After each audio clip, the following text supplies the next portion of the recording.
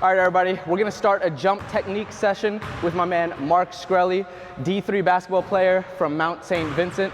And he's been training on the World Record Jump Academy with me since like 2019 right now. You know, got your, like you were able to dunk before the World Record Jump Academy, right? Yeah, I was able to get like a few run races really, but like nothing like crazy. Like yeah. I couldn't like throw it down. You know what I mean? And now what dunks are you doing? Probably my favorite is the 360 windmill. That's probably definitely my favorite. And I'm really close to the East Bay now. Yes. Very close to the East Bay. So he's gonna get that soon. So we're gonna measure his reach and we're gonna test his numbers today, get some baseline numbers, go through some technique work, some drills, and then we're gonna retest and then see what we can get, if we can get some extra inches in him just from this one session. So let's get to it. All right, we're gonna get a couple baseline numbers right now. We're gonna test his standing vertical and his running vertical, his approach vertical, and then so that we have some numbers for him, and then we're gonna go straight into some drills and work in some technique, and then we're gonna retest at the end. So let's get into our standing vertical. And for this, I'm not gonna coach you up right here. I just wanna see what you remember. I'm not gonna say anything, I'll coach you up later. Yep, on you.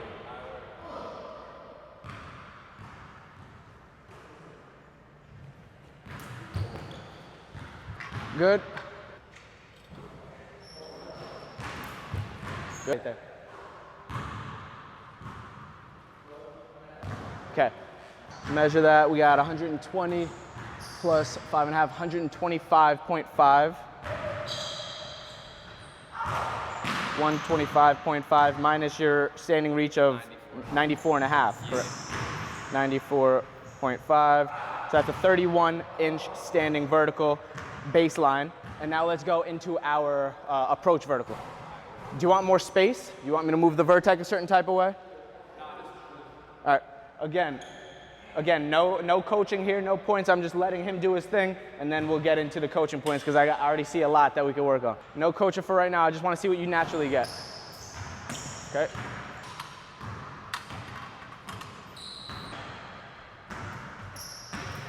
Good.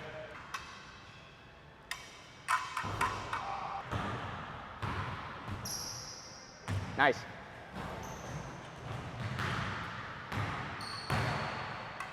All right, get one more.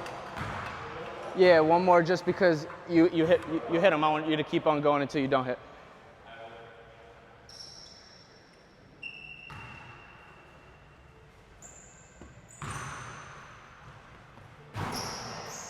Got it. Nice.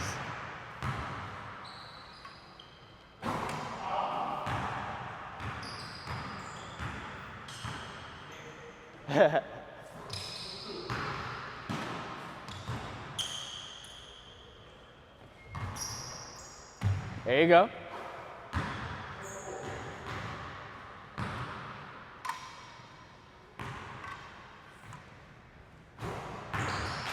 All right, last one before I coach you up.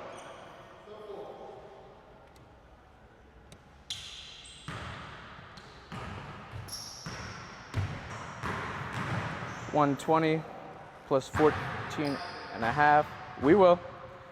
Minus 94.5.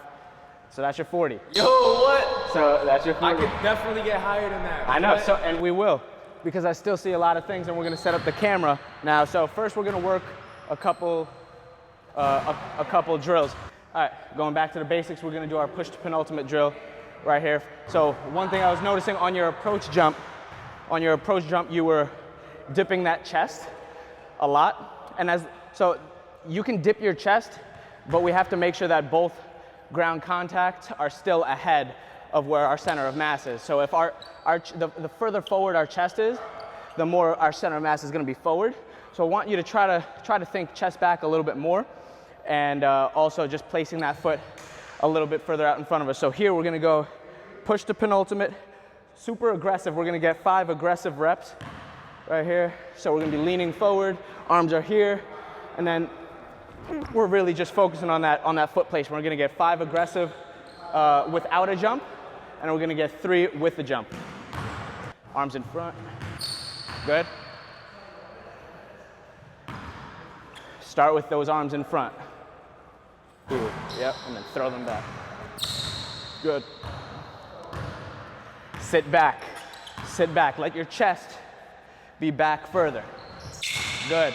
That's good right there. Both feet are now ahead of your center of mass. That's gonna help break that force and translate it up vertical. Because we get some extra inches right there.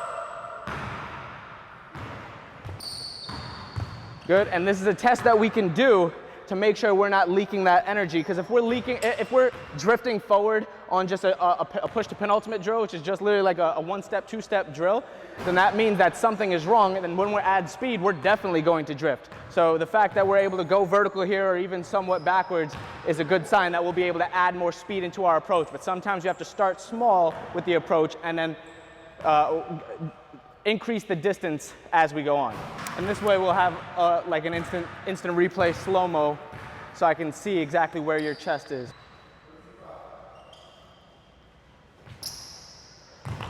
Okay, here, before we even get another one, come check this footage. Where this foot planted right there? Yeah. That's not that bad. Let's see where this second foot plants. Do a good job at your chest. You see how your head is looking straight up right there? That's gonna help keep your chest back. Great arms.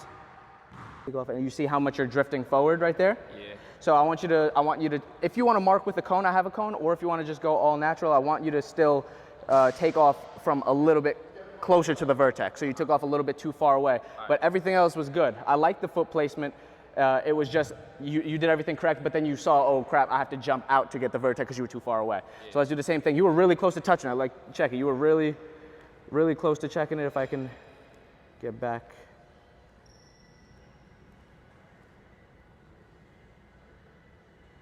Check how close you were to hitting it.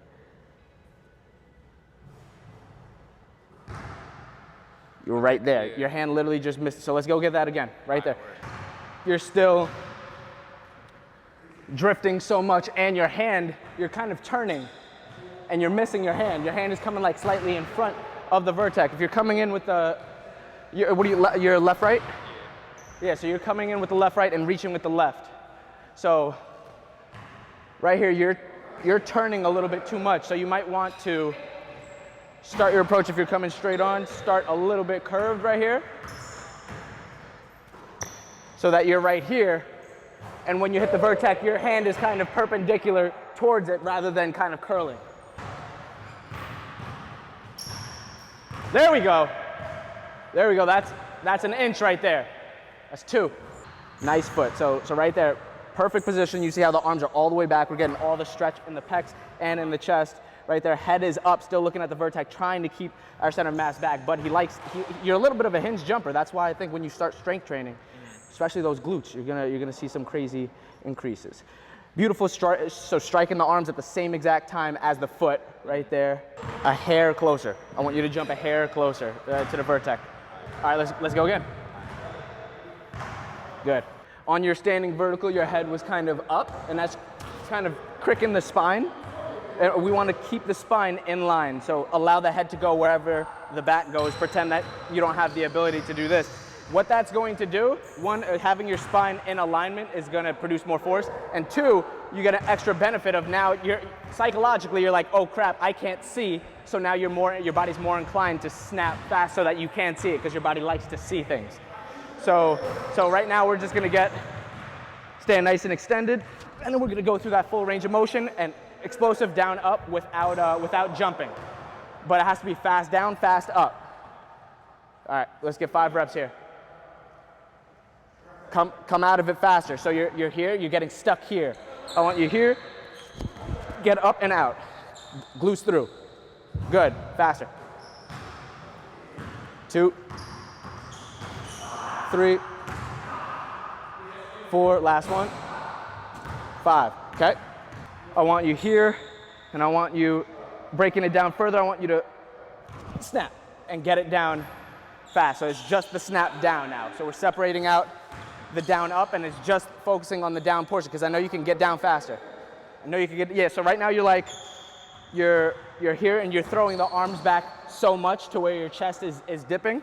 We still want our core locked to where we throw the arms back, but we feel that nice stretch in our pecs, exactly, and keep the spine in line. Let's get 3 just down and pause.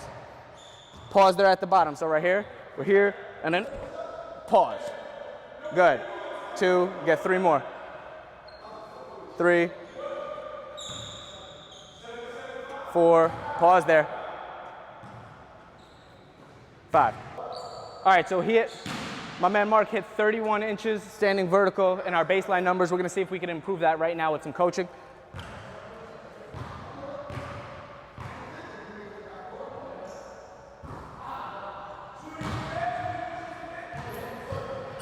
Swipe.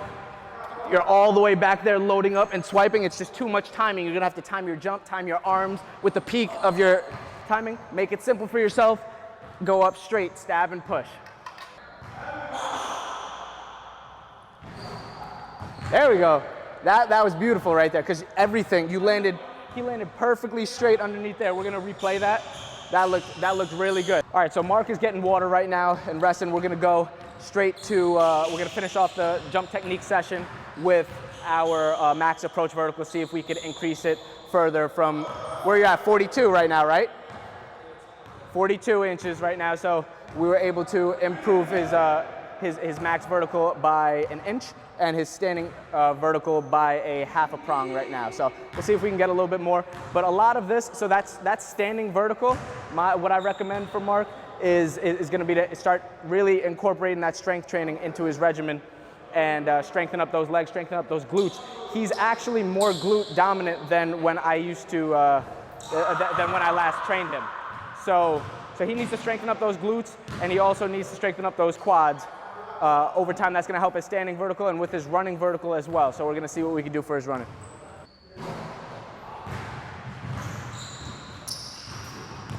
Nice. So that's 11 foot.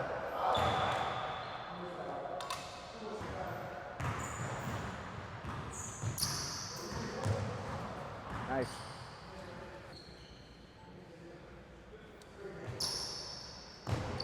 Did you hit one? Did you hit that? Yeah, okay, good. Oh, you hit 2 on that. Okay, so that's 40 and a half.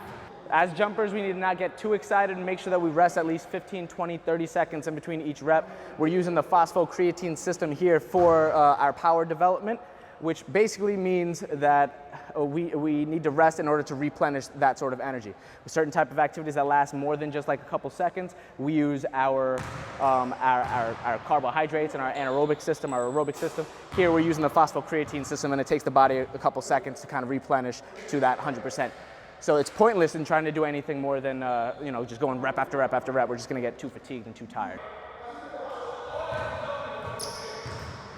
All right. 41 and a half. All right, so your PR is touching that white. You've touched the white today, and then you haven't touched anything else. All right, on you.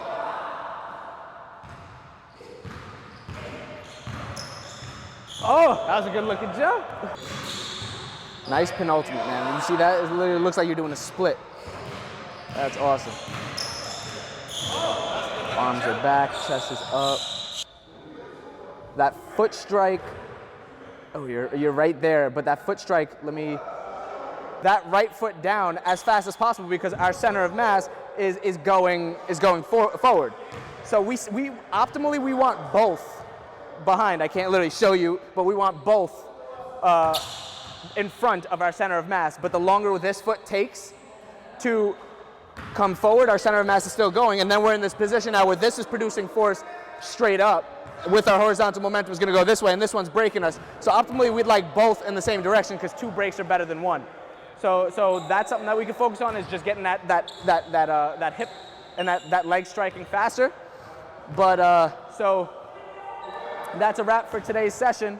We improved Mark's running his max approach vertical by 2 inches from his baseline. So he came in today with his warm-up jumps at 41 inches, and now we finished with 42. So that's 2 prongs, 1 full inch in just, like 1 45-minute session, which is awesome. And then his standing improved by a half a prong, by a half an inch or 1 prong from 31 to 31 and a half.